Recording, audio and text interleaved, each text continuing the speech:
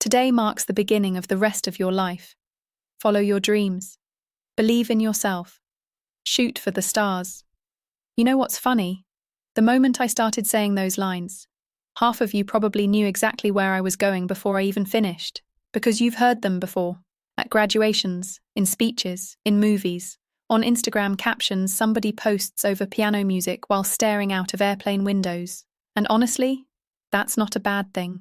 Some ideas become rituals because they carry truth inside them. But it did make me start thinking about something fascinating.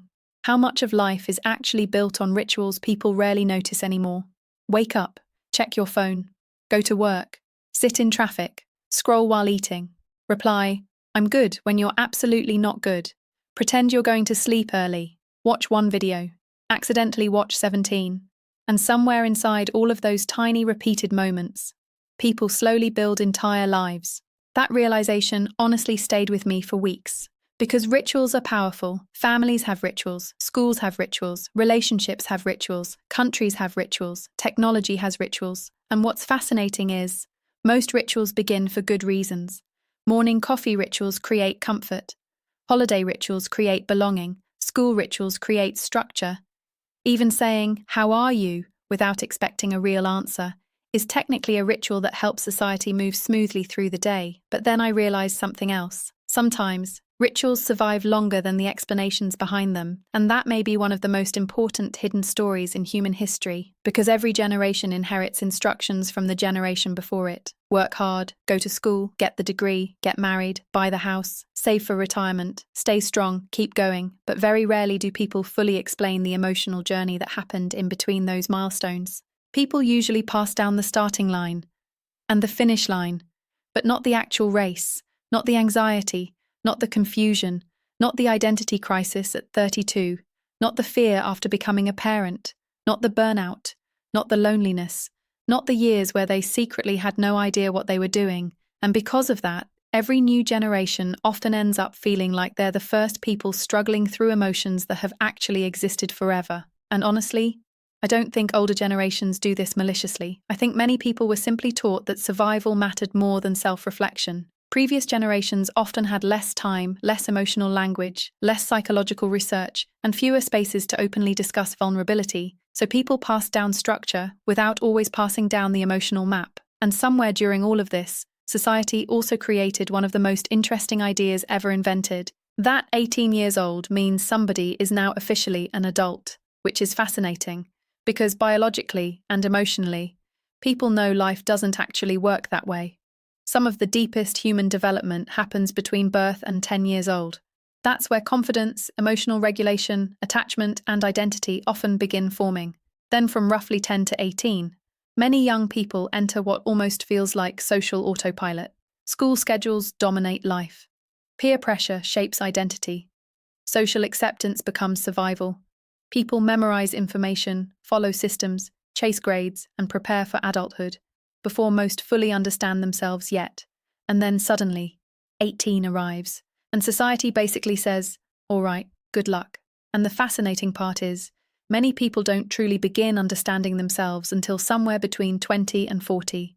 That's where people often experience career uncertainty, relationship lessons, financial pressure, failure, reinvention, purpose, parenthood, confidence, grief, and emotional growth.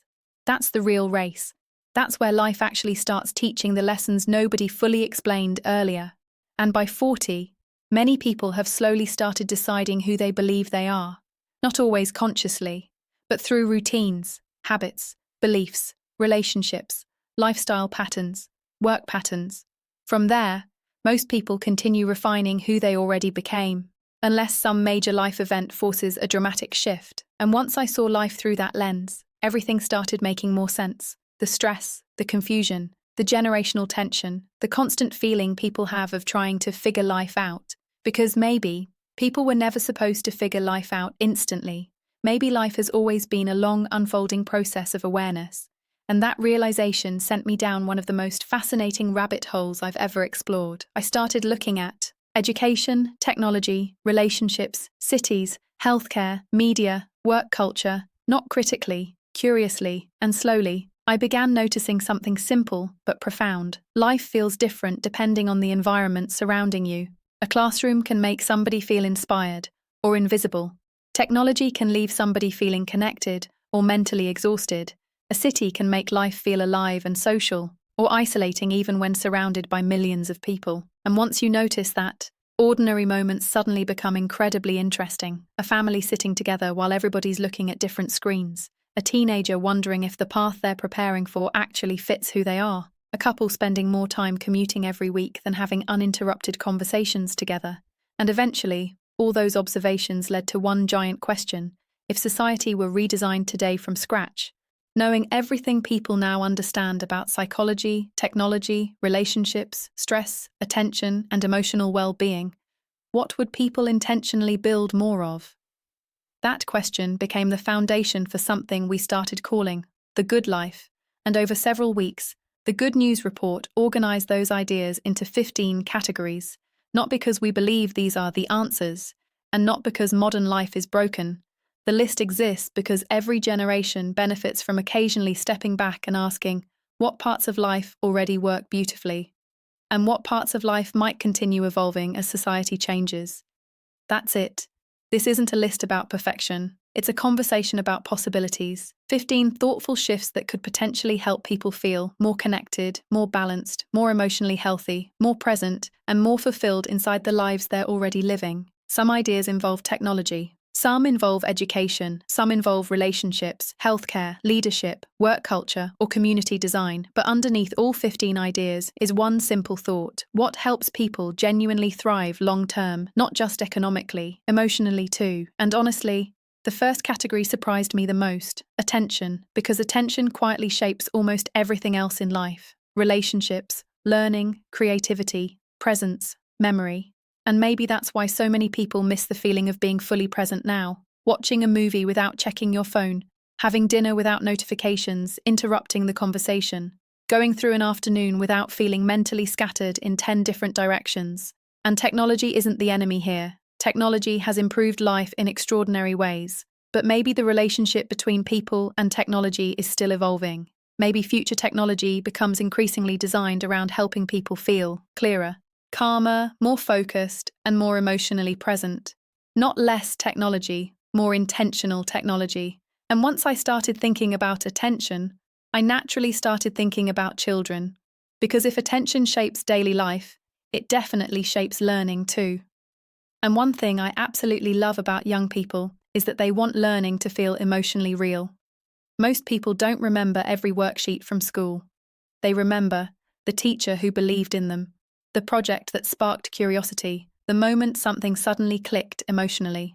So imagine if future education became increasingly experiential alongside traditional classrooms.